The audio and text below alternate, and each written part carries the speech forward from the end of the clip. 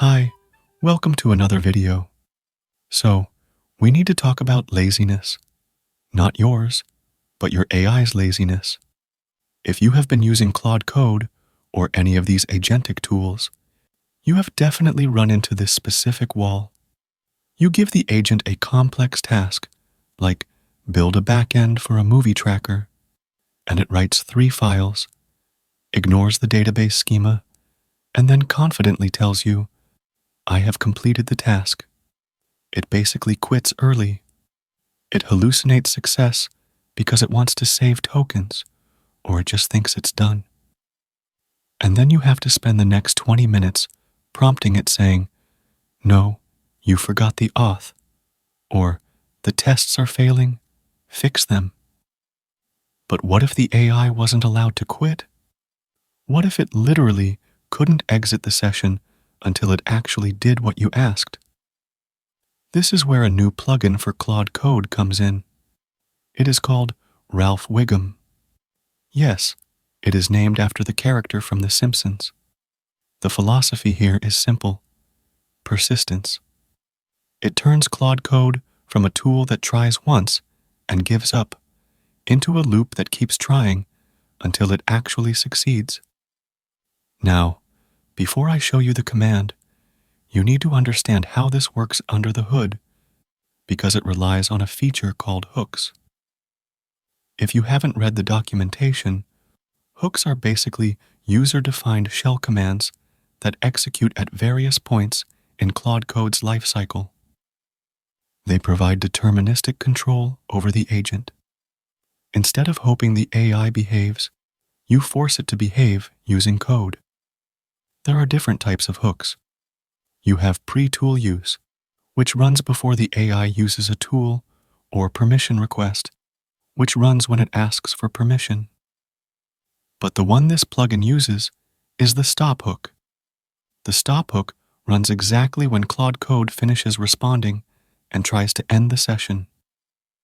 So, here is what the Ralph plugin does. It sets up a stop hook that intercepts that exit attempt.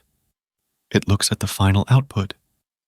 If Claude hasn't spoken the specific safeword or completion promise that you defined, the hook blocks the exit. It grabs Claude by the collar and throws it back into the loop with the same prompt. It creates a self-referential feedback loop. The prompt never changes, but the files do. Claude looks at the files, sees that the work isn't done, reads its own previous errors, and tries again.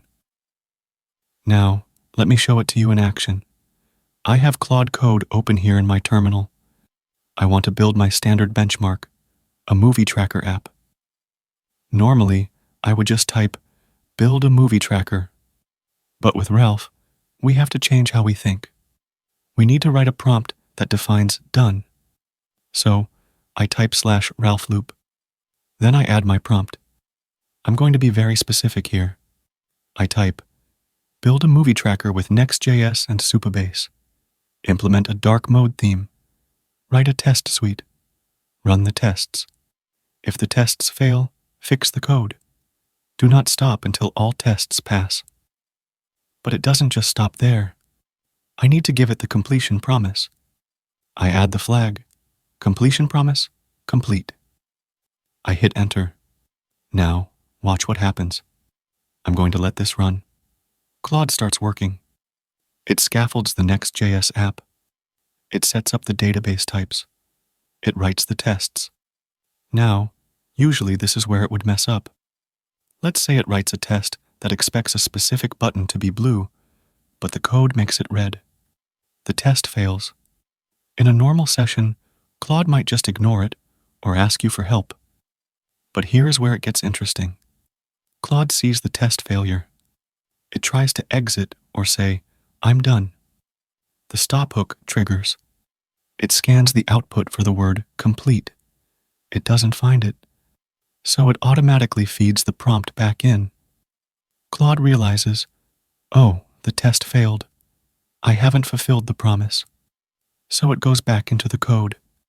It modifies the button component. It runs the test again. It creates a history of its own failures, learns from them, and iterates. It is effectively debugging itself without me touching the keyboard. This is kind of awesome because it shifts the burden of management from you to the script.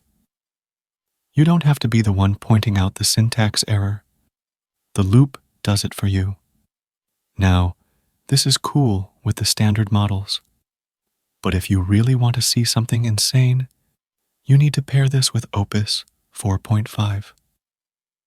We know from the benchmarks that Claude Opus 4.5 has incredible reasoning capabilities. It scores nearly 90% on coding benchmarks and has a very low rate of concerning behavior. It is the brain. However, Opus is expensive. But in a Ralph loop, Opus is a weapon. See, if you use a smaller model like Haiku or Flash in a loop, it might just get stuck making the same mistake over and over again. It will loop until you run out of credits. Opus 4.5, on the other hand, has the reasoning to understand why it is stuck. It might cost you a bit of money in API credits because Opus 4.5 is not cheap. It's around $25 per million output tokens. But think about the value. You can literally fire this command, go to sleep, and wake up to a refactored codebase where the tests actually pass. The main thing to remember here is that you need to use the --max iterations flag. This is your safety net. You don't want Opus burning through your wallet in an infinite loop if the task is actually impossible. So I always set --max iterations 20. If it hasn't figured it out by then, it probably needs human help. Also, your prompt writing needs to change. You can't just say, make it good. You need clear, binary success criteria. Tests passing is the best one because the computer can verify it. Make it pretty is bad because the computer doesn't know what pretty is, so it will just guess and output complete immediately. You want tasks that have automatic verification. Linters, compilers, unit tests. That is where Ralph shines. It is a very different way of working. You aren't chatting. You are defining a goal state and setting the agent loose to find a path to that state. It basically allows you to brute force complex coding problems by throwing intelligence and persistence at them simultaneously. I have been using this for tasks that I simply don't want to do, like writing comprehensive unit tests for old projects. I just tell Ralph, write tests until coverage is 80%, and I walk away. It usually takes 5 or 6 loops, but it gets there. Overall, it's pretty cool. Anyway, share your thoughts below and subscribe to the channel. You can also donate via Super Thanks option or join the channel as well and get some perks. I'll see you in the next video. Bye.